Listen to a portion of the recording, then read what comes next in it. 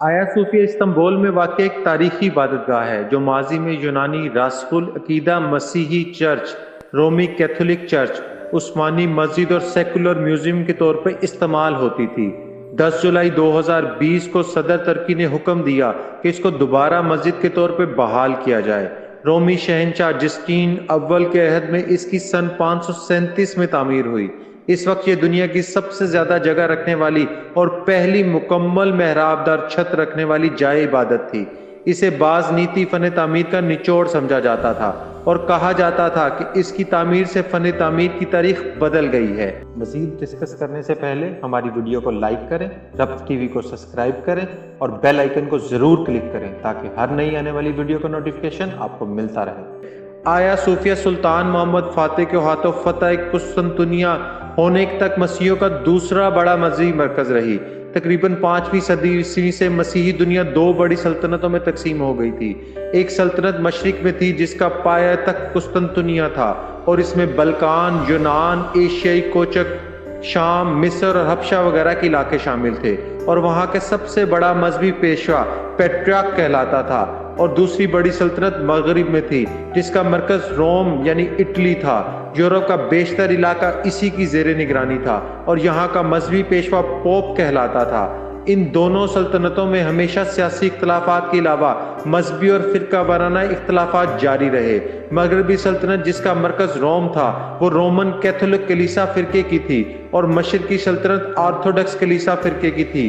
آیا صوفیہ کا چرچ یہ آرتھوڈکس کلیسا کا عالمی مرکز بنا رہا۔ آیا صوفیہ مسیحیوں کے گروہ آرتھوڈکس کلیسا کا عالمی مرکز تھا۔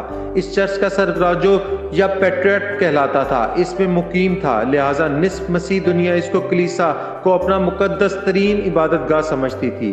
آیا صوفیہ اس لحاظ سے بھی اہم تھا کہ وہ روم کے کیتھولک کلیسا کے مقابلے میں زیادہ قدیم تھا۔ اس کی بنیاد 3 صدی عیسوی میں اسی رومی بادشاہ قسطنطین نے ڈالی تھی جو روم کا پہلا عیسائی بادشاہ کہلاتا تھا اور جس کے نام پر اس شہر کا نام قسطنطنیہ رکھا گیا تھا۔ تقریباً 1000 سال تک یہ عمارت اور کلیسا پورے عالم عیسائیت کے مذہبی اور روحانی مرکز کے طور پر استعمال ہوتی رہی۔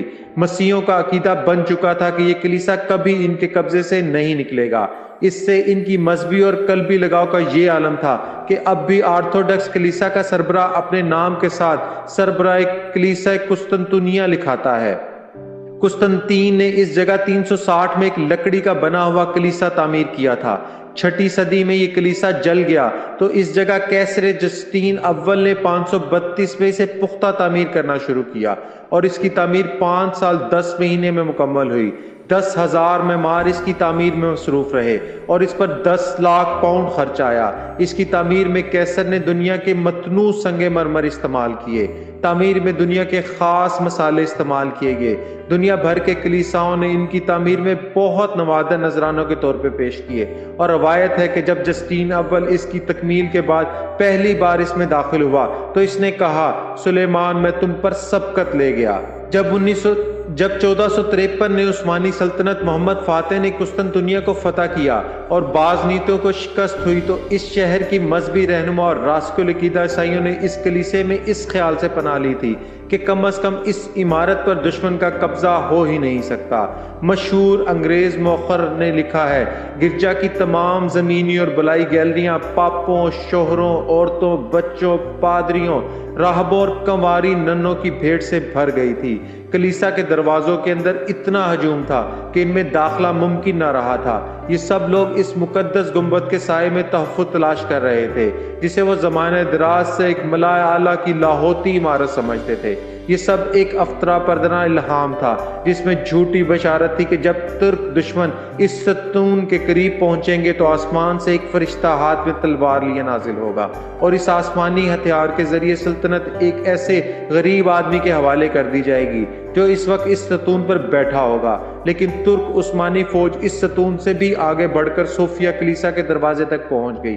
نہ کوئی فرشتہ آسمان سے نازل ہوا اور نہ رومیوں کو شکست فتح تبدیل ہوئی۔ کلیسا میں جمع عیسائیوں کا ہجوم آخری وقت تک کسی غیبی امداد کا منتظر رہا۔ بالآخر سلطان محمد فاتح اندر داخل ہوئے اور سب کے جان و مال اور مذہبی آزادی کی ضمانت دے ڈالی۔ فتح کے دن فجر کی نماز کے بعد سلطان محمد فاتح نے یہ اعلان کیا تھا کہ انشاءاللہ ہم ظہر کی نماز آیا صوفیہ میں ادا کریں گے۔ چنانچہ اسی دن فتح ہوا اور اس سرزمین پر پہلی نماز ظہر ادا کی گئی۔ اس کے بعد پہلا جمعہ بھی اسی میں پڑھایا گیا۔ آیا صوفیہ مسجد ترمیم قسطنطنیہ چونکہ سلطان کی طرف سے صلح کی پیشکش کے بعد بزور شمشیر فتح ہوئی تھی، اس لیے مسلمانوں نے ان کلیساؤں کو باقی رکھنے کے پابند اور مشہود نہ تھے، اور اس کے بڑے چرچ کے ساتھ جو توہمات اور باطل عقیدے وابستہ تھے انہیں بھی ختم کرنا تھا۔ علاوہ ازیں سب سے اہم وجہ یہ ہے کہ آیا صوفیہ چرچ صرف مذہبی رسومات کی عبادت گاہ نہیں تھا، بلکہ وہ ایک سیاسی اور عسکری مرکز بھی تھا۔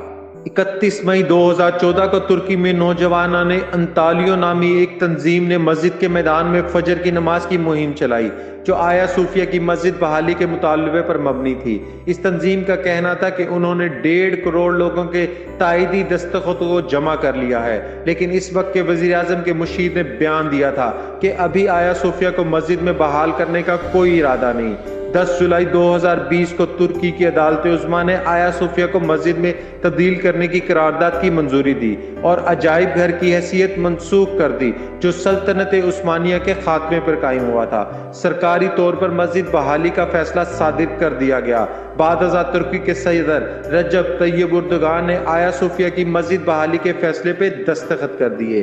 یہ تھا تاریخی آیا صوفیہ مسجد کا سیاسی اور تاریخی پس منظر۔ اس طرح کی تاریخی، سیاسی اور مذہبی معلومات کی حامل ویڈیوز کو دیکھنے کے لیے ہمارے چینل رب ٹی وی کو اگر آپ نے ابھی تک سبسکرائب نہیں کیا تو اسے سبسکرائب کریں، اس ویڈیو کو لائک کریں، بیل آئیکن کو ضرور کلک کریں اور اپنی رائے کا اظہار کمنٹ سیکشن میں ضرور دیں تاکہ ہم اپنے معیار کو مزید بہتر بنا سکیں۔ شکریہ۔ اگر آپ کو ہماری ویڈیو اچھی لگی ہے تو ہماری ویڈیو کو لائک کریں، ہمارے چینل کو سبسکرائب کریں اور کمنٹ سیکشن میں اپنی رائے کا اظہار ضرور کریں۔